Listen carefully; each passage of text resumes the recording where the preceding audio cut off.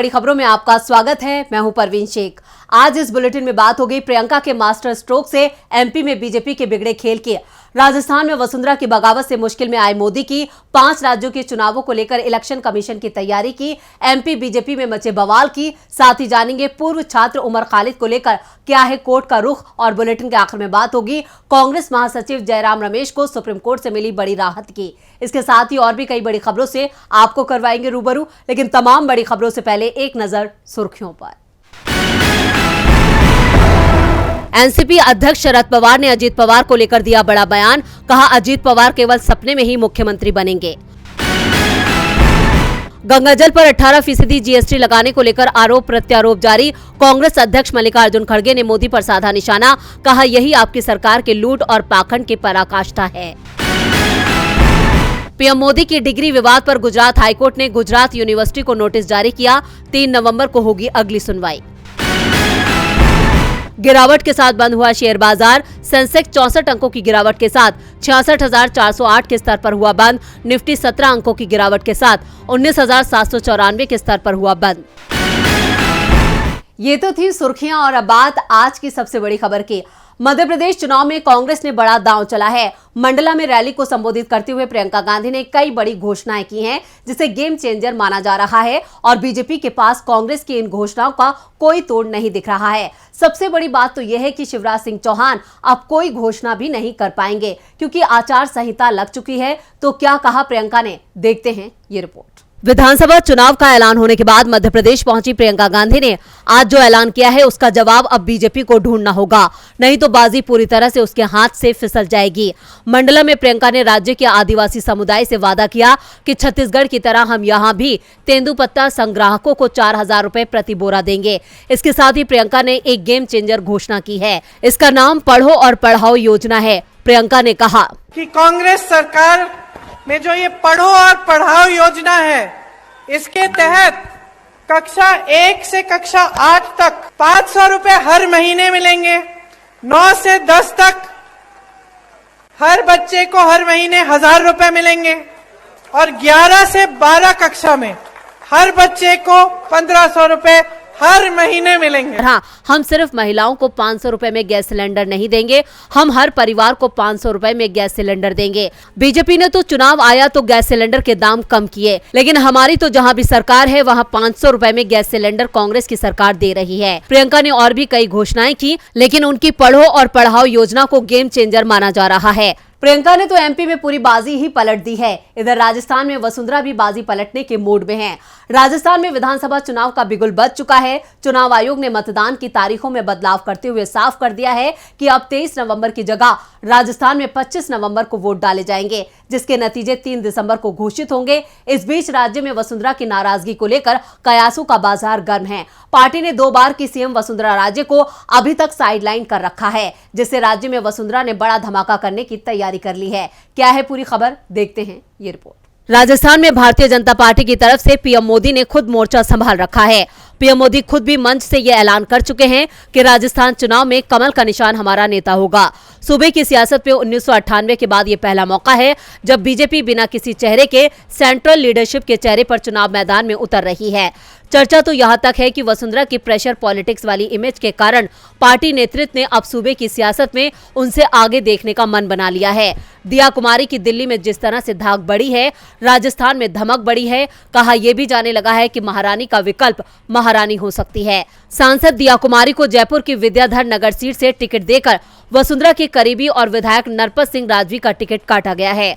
माना जा रहा है कि दिया कुमारी सीएम की प्रबल दावेदार हैं। इसी तरह सवाई माधोपुर से किरोड़ी लाल मीणा, पूर्व केंद्रीय मंत्री राज्यवर्धन सिंह राठौर जैसे विरोधी नेताओं को पहली सूची में जगह दी गई है। ऐसे में वसुंधरा समर्थकों के टिकट कटने के बाद सियासी गलियारों में इस बात की चर्चा है कि वसुंधरा राजे ने अपने कम से कम 52 खास समर्थकों को चुनाव में जुटने का संदेश दे दिया है। अगर इन समर्थकों को बीजेपी से टिकट मिलता है तो वो पार्टी के सिंबल पर चुनाव लड़ेंगे, लेकिन अगर उन्हें टिकट नहीं मिला तो वो स्वतंत्र चुनाव लड़ने के लिए तैयार रहें। ऐसा निर्देश उन्हें दे दिया गया है। अगर ऐसा होता है और वसुंधरा समर्थक उम्मीदवार 5 से 10 हजार वोट भी काटते हैं तो इससे बीजेपी को बड़ा नुकसान होना तय माना जा रहा है। वसुंधरा की नाराजगी मोदी का खेल खराब कर सकती है। इधर चुनावों को लेकर इलेक्शन कमीशन भी सख्ती के मूड में है, जिससे उन राजनीतिक दलों का खेल खराब हो सकता है जो चुनावों में गड़बड़ी करने की फिराक में रहते हैं। देखते हैं ये रिपोर्ट। चुनाव आयोग ने राजस्थान विधानसभा चुनाव की तारीख 23 की जगह 25 नवंबर कर दी, क्योंकि इसके लिए सभी राजनीतिक दलों ने मांग की थी और अब मिजोरम से जो मांग आई है उसने आयोग को मुश्किल में डाल दिया है। दरअसल सभी 5 राज्यों में काउंटिंग 3 दिसंबर को होना है और मिजोरम के राजनीतिक दल इस तारीख को बदलवाना चाहते हैं। ईसाई बहुल मिजोरम में बीजेपी, कांग्रेस और सत्तारूढ़ मिजो नेशनल फ्रंट यानी MNF सहित सभी मुख्य राजनीतिक दलों ने चुनाव आयोग को पत्र लिखकर विधानसभा चुनाव की मतगणना की तारीख बदलने की मांग की है। इसके अलावा राज्य के प्रमुख चर्चों के समूह मिजोरम कोहरान हुए तूते कमेटी MKHC ने भी चुनाव आयोग को एक पत्र लिखकर राजनीतिक दलों की मांग का समर्थन किया है। दरअसल मिजोरम में 7 नवंबर को वोटिंग है, जबकि 3 दिसंबर रविवार को काउंटिंग है। इन सभी का तर्क है कि रविवार का दिन ईसाइयों के लिए खास होता है और उसी दिन विभिन्न कार्यक्रमों का आयोजन होता है, इसलिए उस दिन मतगणना नहीं की जानी चाहिए। एक तरफ आयोग जल्दी ही इस पर फैसला ले सकता है, तो दूसरी तरफ उसकी ओर से अभी चुनावी राज्यों में अधिकारियों को लेकर जरूरी फैसले लिए जा रहे हैं। आयोग ने 5 चुनावी राज्यों में 25 पुलिस कमिश्नर और SP, 9 जिला मजिस्ट्रेट, 4 सचिवों और विशेष सचिवों सहित कई शीर्ष पुलिस और प्रशासनिक अधिकारियों के तबादले के आदेश दे दिए हैं। चुनाव आयोग ने ट्रांसफर हुए अधिकारियों को तुरंत अपने जूनियर को प्रभार सौंपने के लिए कहा। आयोग ने तेलंगाना में 4 कलेक्टर, 3 पुलिस कमिश्नर, 10 SP को भी चुनाव ड्यूटी से हटा दिया है। आयोग ने कहा कि स्वतंत्र और निष्पक्ष चुनाव के चलते इन अफसरों का तबादला किया गया है। इसके साथ ये भी कहा गया है कि ट्रांसफर किए गए अधिकारियों को 5 दिसंबर को चुनाव प्रक्रिया पूरी होने तक किसी भी प्रकार का चुनावी काम नहीं दिया जाएगा। इलेक्शन कमीशन ने अपने तेवरों से साफ कर दिया है कि इस बार चुनाव निष्पक्ष होंगे। वहीं MP बीजेपी की बगावत ने भी साफ कर दिया है कि राज्य में उसे बड़ा नुकसान उठाना पड़ सकता है। मध्य प्रदेश में जब से बीजेपी प्रत्याशियों की सूची जारी हुई है, तब से विरोध थमने का नाम नहीं ले रहा है। बुंदेलखंड अंचल में इस्तीफों का दौर शुरू हो चुका है। अब बीजेपी को महाकौशल में बड़ा झटका लगा है। मध्य प्रदेश में विधानसभा चुनावों के लिए 17 सितंबर को वोटिंग होनी है। एक ही चरण में सभी 230 विधानसभा सीटों पर मतदान कराया जाएगा और चुनाव के नतीजे 3 दिसंबर को सामने आएंगे। अब सत्ता की चाबी मतदाताओं के पास है। उसे फैसला करना है कि कौन सी पार्टी 5 साल तक प्रदेश में सरकार चलाएगी। पिछले 4 दशकों की तरह इस बार भी मुकाबला बीजेपी और कांग्रेस के बीच तय माना जा रहा है। बीजेपी अभी तक 136 सीटों पर अपने उम्मीदवारों के नाम तय कर चुकी है और ये भी कह सकते हैं कि उम्मीदवारों के नाम तय करने की जल्दबाजी ने बीजेपी को परेशानी में डाल दिया है। दरअसल बीजेपी की चौथी लिस्ट में मौजूदा विधायक संदीप जायसवाल को कटनी मुंडवारा विधानसभा से प्रत्याशी घोषित किया गया है। संदीप जायसवाल को फिर से टिकट देकर प्रत्याशी बनाए जाने का विरोध का सिलसिला भी लगातार जारी है। कई बागी नेता निर्दलीय चुनाव लड़ने की तैयारी में हैं। इन तमाम खबरों के बीच अब बीजेपी राज्य में 5वीं लिस्ट भी जारी करने की तैयारी में है और ये संकेत मिल रहे हैं कि इस लिस्ट के जारी होने के बाद बीजेपी में जबरदस्त बगावत देखने को मिल सकती है।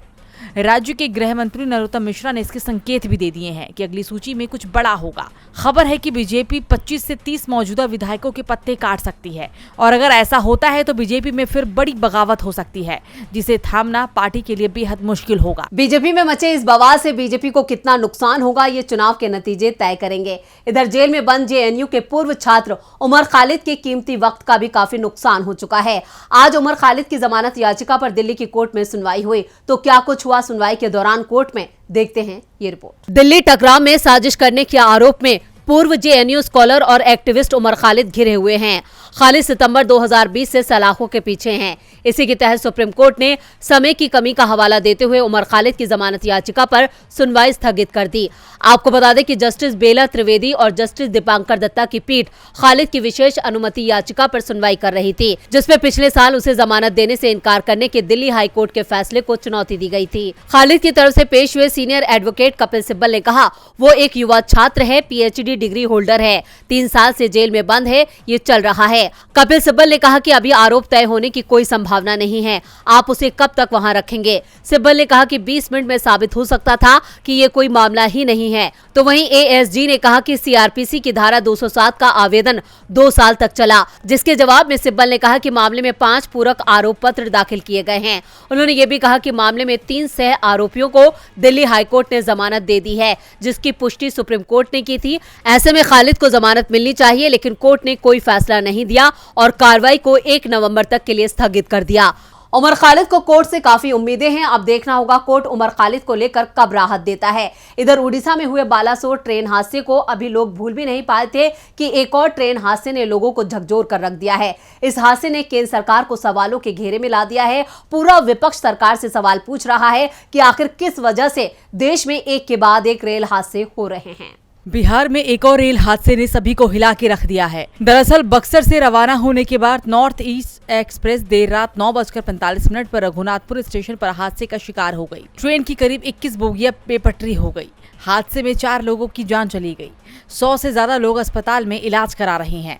दूसरी ओर इस मामले को लेकर विपक्ष ने मोदी सरकार को सवालों के कटघरे में खड़ा कर दिया। कांग्रेस अध्यक्ष मल्लिकार्जुन खड़गे ने सोशल मीडिया एक्स पर लिखा कि नई दिल्ली से असम जाने वाली नॉर्थ ईस्ट एक्सप्रेस के बिहार के बक्सर में डिरेल होने की खबर बेहद परेशान करने वाली है।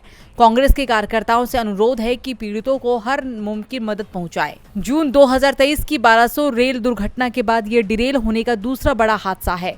रेल मंत्रालय व केंद्र सरकार की जवाबदेही तय होनी चाहिए। तो वहीं बिहार के सीएम नीतीश कुमार ने लिखा कि आपदा विभाग की ओर से लगातार हादसे के वक्त से ही मॉनिटरिंग की जा रही है।